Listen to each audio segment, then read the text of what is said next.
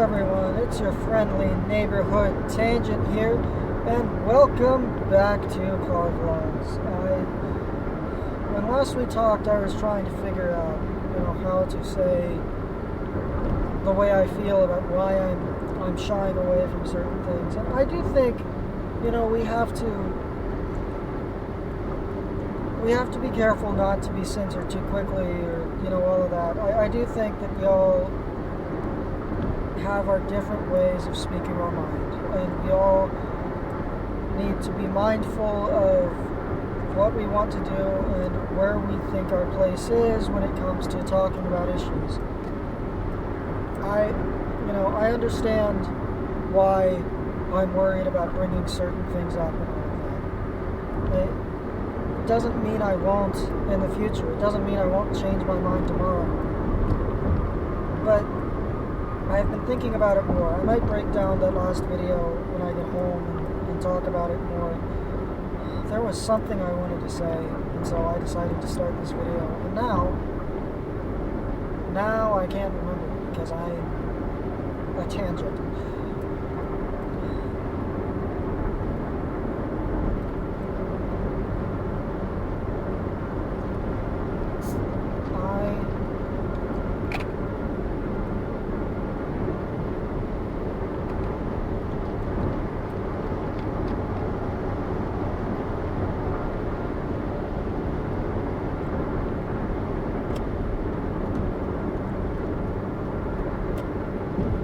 Let's see, what was I thinking about?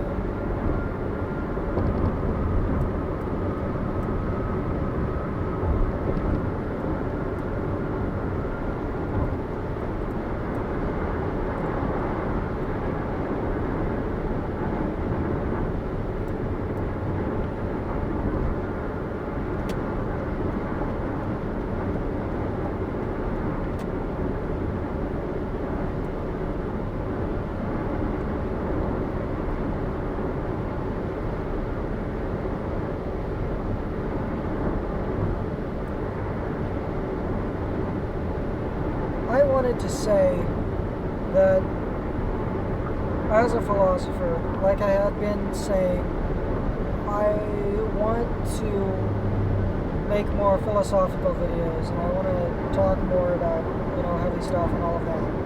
And I do. And so I am currently thinking of making more philosophy-themed car vlogs in the future that are titled as such, that I go into it with a prepared discussion and my prepared opinions. I am not a teacher of philosophy. I am not a doctor of philosophy, not yet. But I want to discuss these things, not teach them, discuss them, and part of that will be, talking about what the original lecture was, what it all was, but it's also going to bring in my opinions, and that's what some of philosophy does. There are certain things that I would love to talk about, that included. Some of it will be ethics, and there's also a paper I wrote a couple semesters back in college about what is AI. These are all amazing things that I'd like to go back and I'd like to come after reading through it and talk to you and have a more prepared, video format to talk about such things. But on the topic of ethics, there are certain things that I'm nervous to talk about, and that includes everything that's going on right now.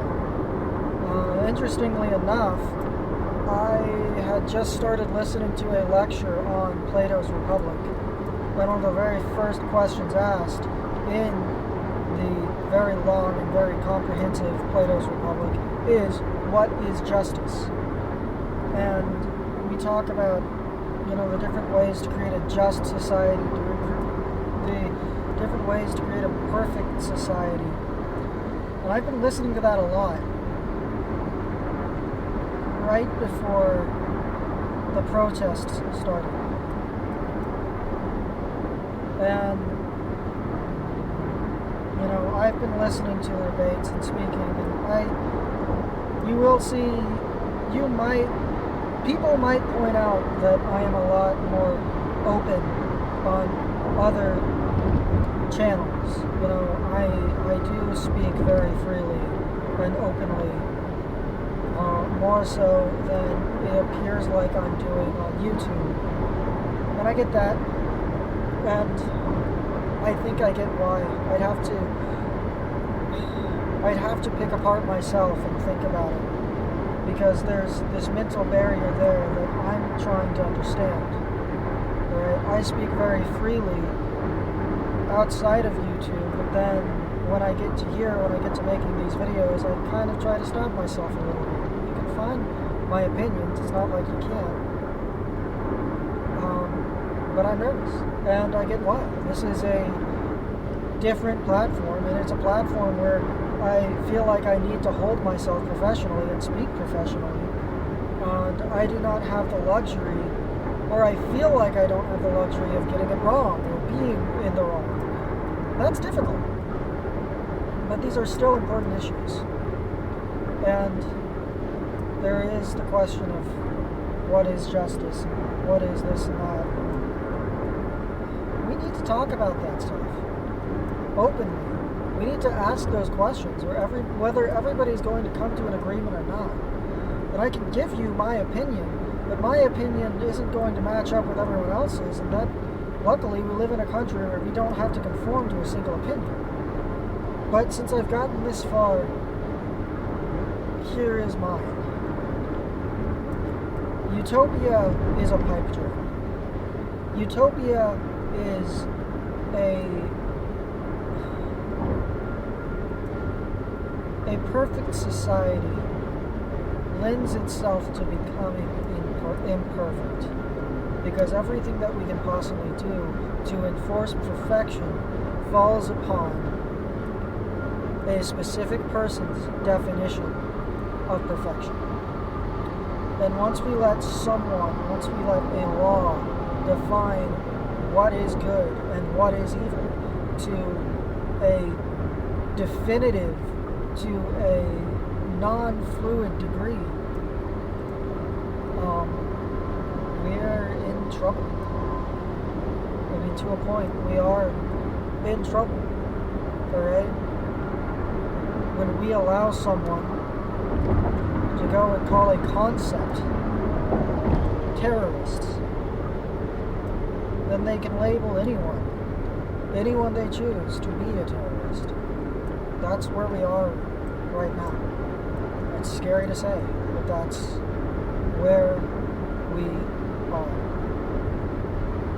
If you call something that isn't an organization but a mindset terroristic, and say that we will arrest anyone who believes in that mindset, that is the end of freedom of speech. I am not a I am a historical enthusiast. I study on my own. I study philosophy both on my own and in college. I do not have a degree, but I do study. And I preface it with that before I say anything, because I want it to be clear that these are my thoughts and my opinions and my perspective. And I don't want to be dishonest with you and tell you that my beliefs are definitively correct. There are those that are telling us that their beliefs are definitively correct. And before, people were saying that this is a wrongful comparison. We can't compare everything to this, but there is a country, there is a time period that we can talk about that did that. That they started blaming a specific group of people. And from there, and I do not have all the facts and all of the timeline laid out in front of me, but they had those people publicly identify themselves by wearing stars. They eventually started arresting those people as enemies of the state. And then they started arresting other people as enemies of the state. And then they started arresting any sympathizers as enemies of the state. We all know what I'm talking about. And And we have now said that someone who is against fascism, the abbreviated term Antifa, is a terrorist organization.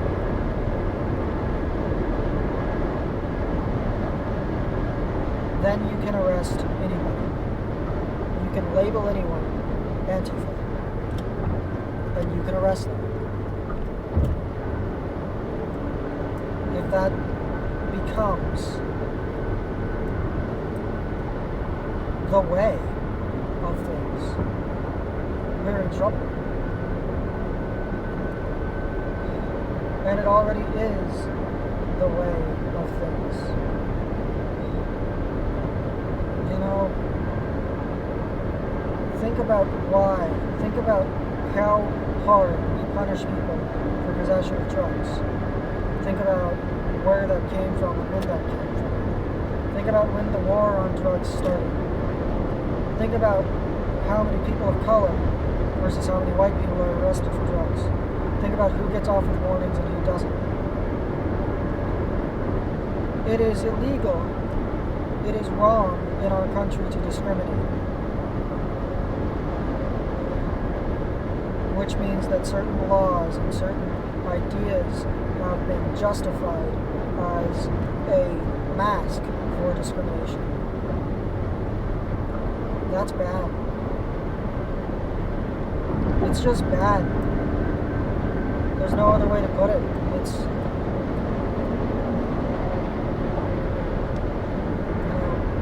you can defend certain people as idiots. They're not actually racist. They're idiots. But if an idiot is allowing racism, that's no better. That's not an offense. That's a description.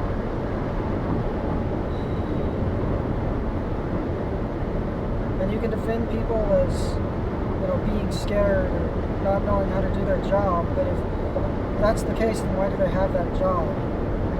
Why are they being offended?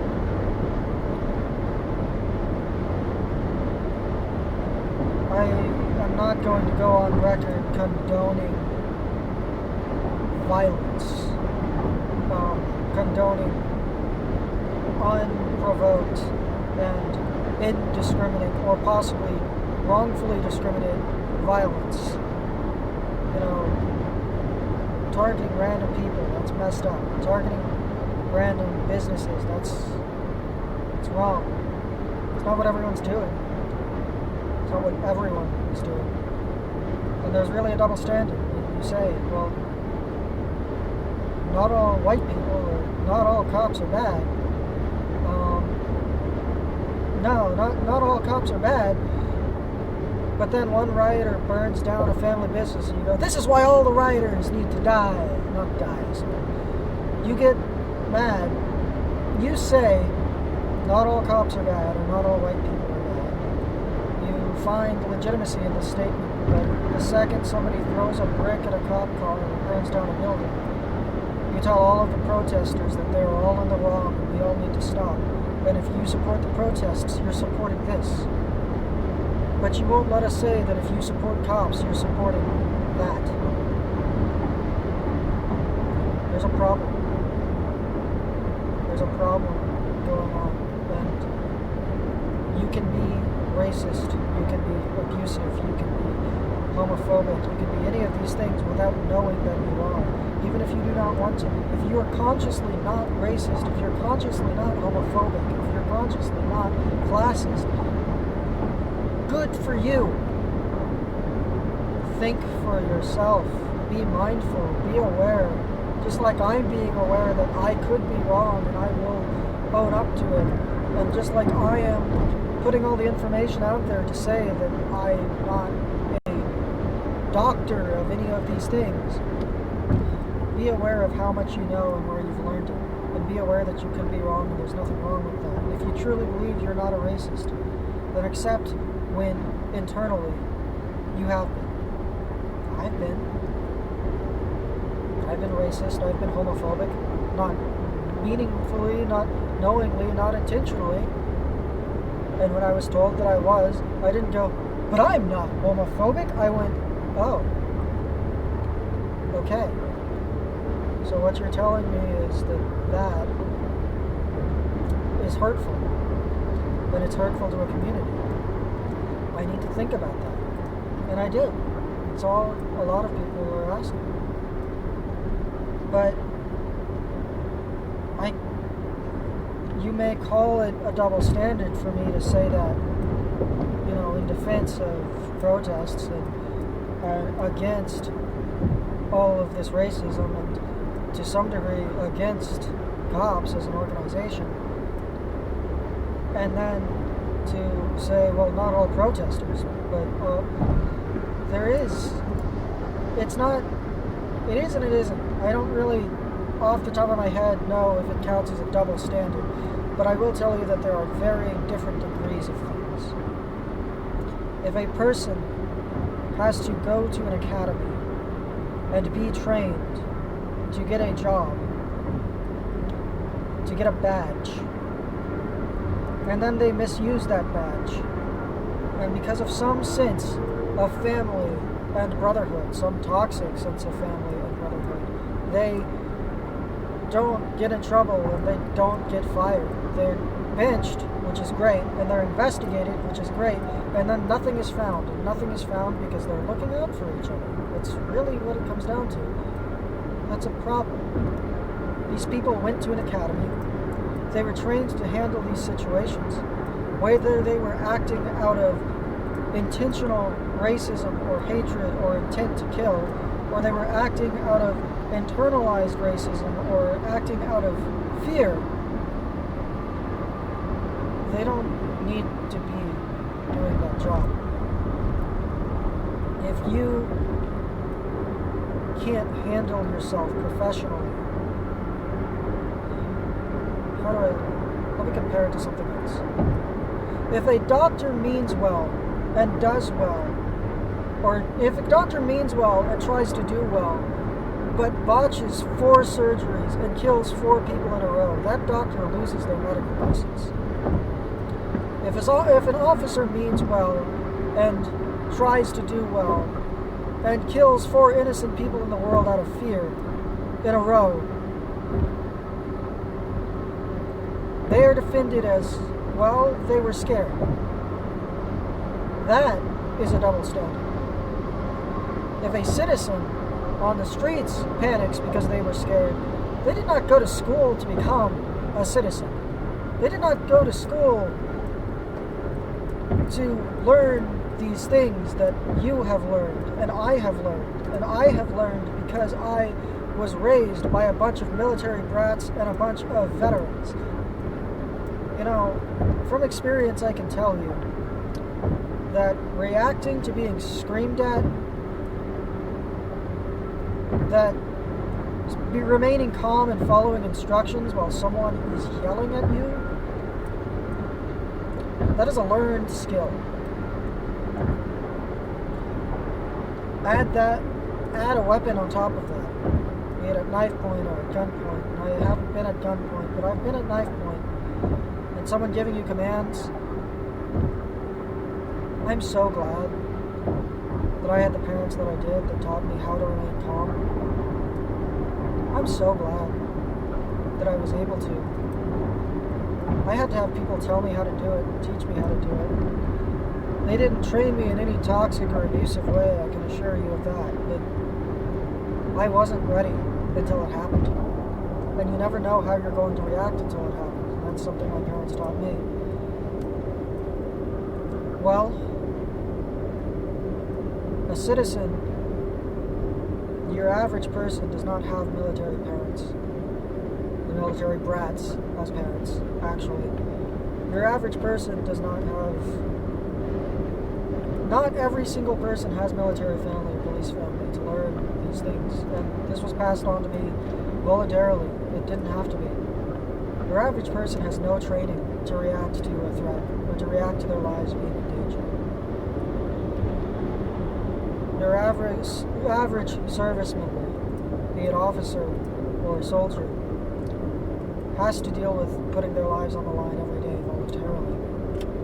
Whether they have experience or not, they will. And they need to be prepared and learn for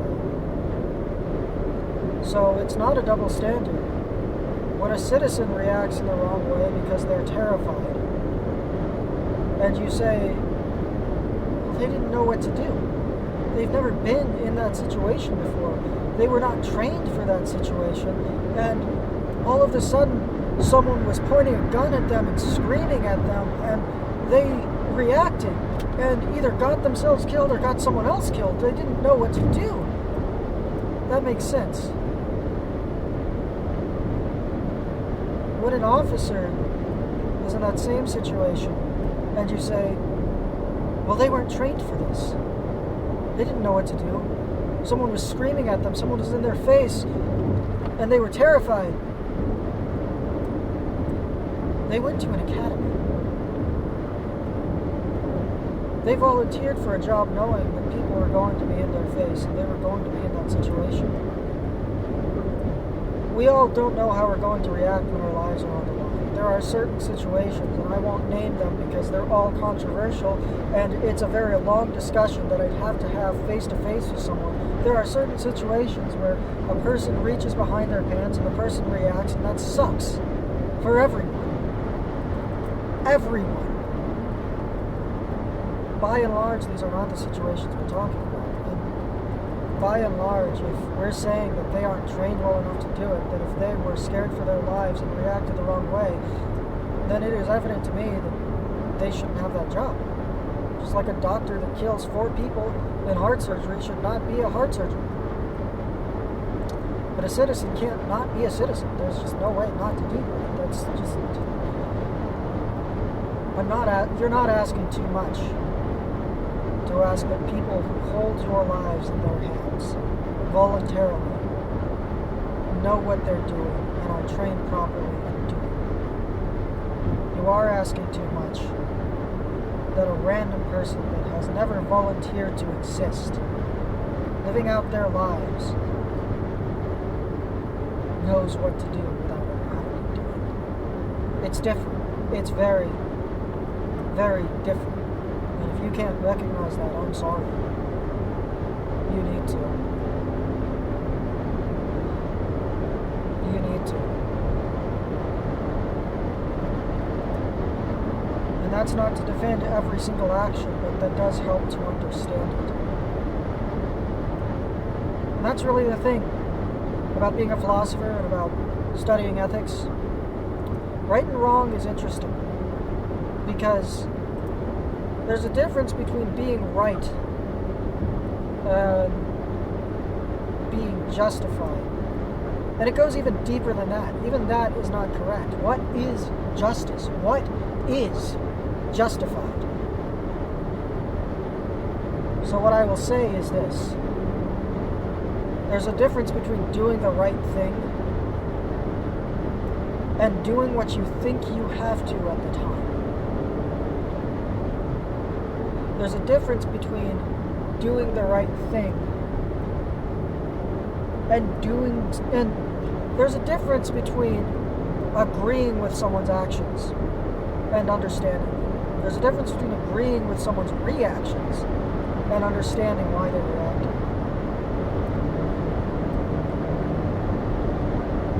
You can disagree with actions and still look at them objectively and say, I absolutely understand why they are happening. And then you can look at the actions of an organization and say, it's not the same because they're an organization, because they should be trained to act better. And they have a responsibility that other people do not, to act responsibly and to act in what is right. And it's difficult. We're asking ourselves, what is justice? What is right? Well, it's their job to protect some idea that protects both right and freedom.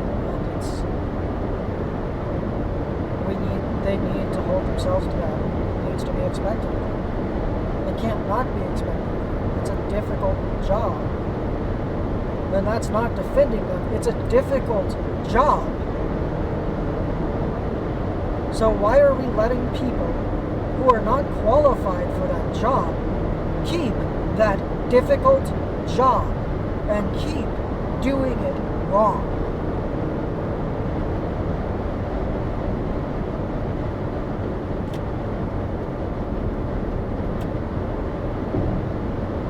There is a toxic sense of family.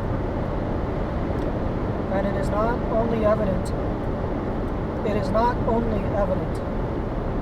in organizations such as specific police precincts or the military or doctors or misogynistic businesses. No, there's a toxic sense of family that isn't anywhere where someone who is abusive has any sense of power.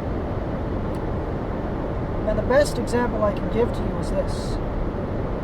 If you have an abusive parent, and they have justified that abuse to you all of your life, then when they get caught, they will tell you that you are family, and you have to defend them.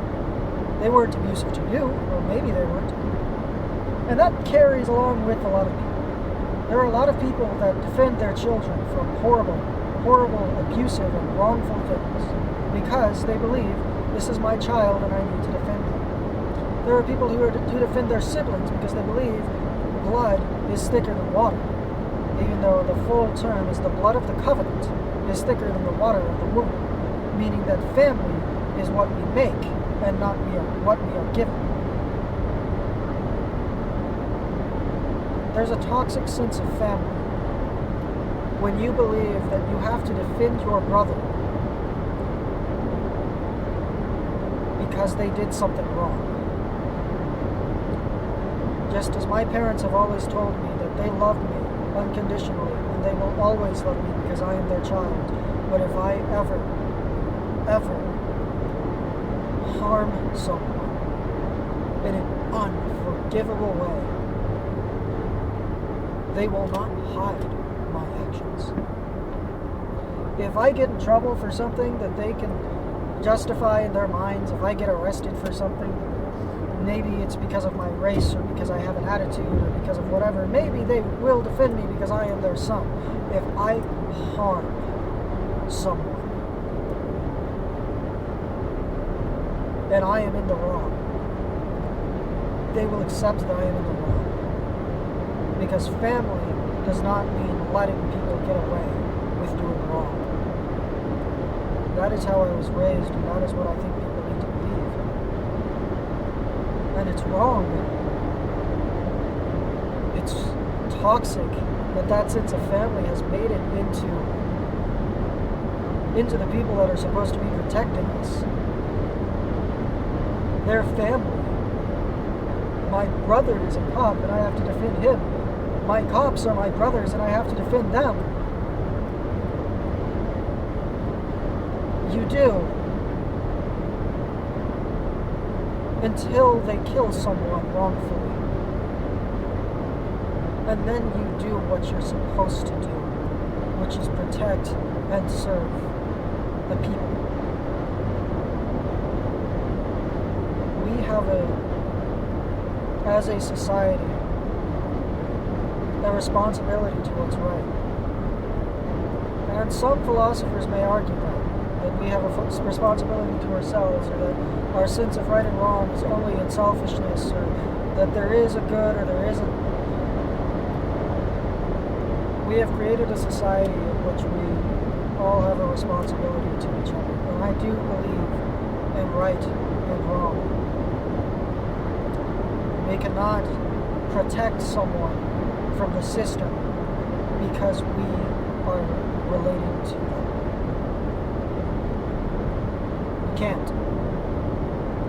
We can't protect someone from the system because they're innocent. We can't understand why they've done things. But being angry about something some black man did to you, or being angry about something that some black man did to you when you were a child and taking it out on another black man is completely different than being angry because these people are being protected and acting irrationally because you are being attacked while trying to assemble. It's different. Not all of the actions are right. Not all of the actions are wrong. But we have to think about them critically and understand them. And there are things that I understand, and there are things that I cannot accept.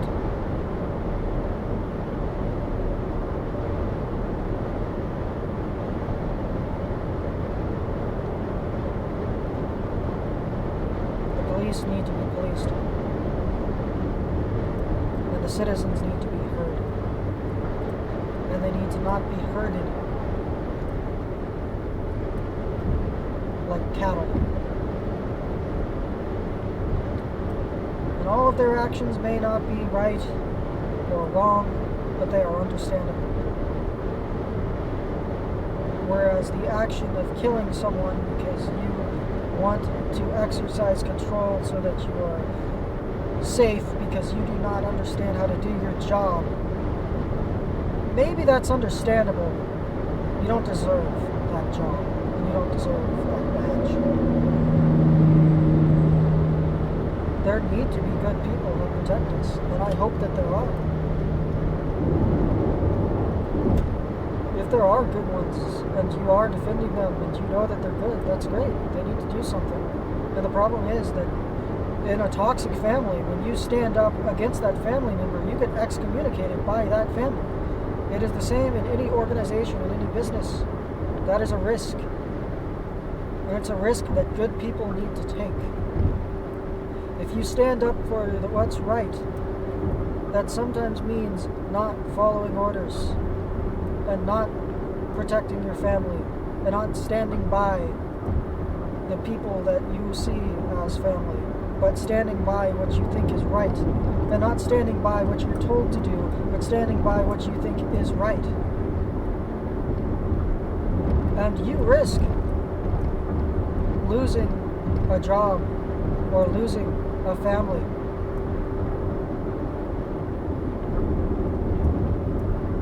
But to me, morally, it's a risk that you should take. You should want to take. And if you do not want to take it,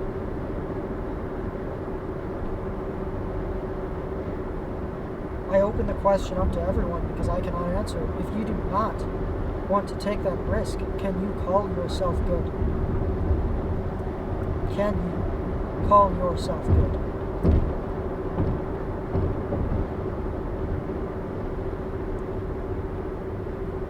I think I handled this as calmly and as civilly as I could.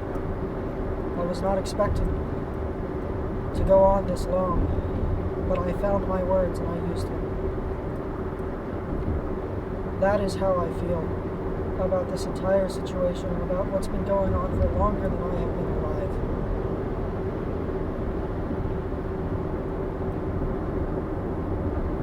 And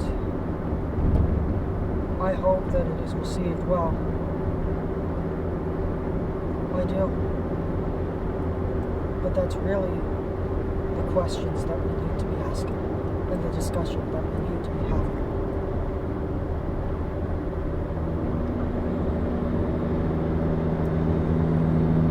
Stay safe out there. No matter what you think needs to be done, and no matter what you do, be safe in how you do it. Be mindful of your own safety. Stay safe out there. And love each other. And remember, I love you guys. I'll see you in the next one.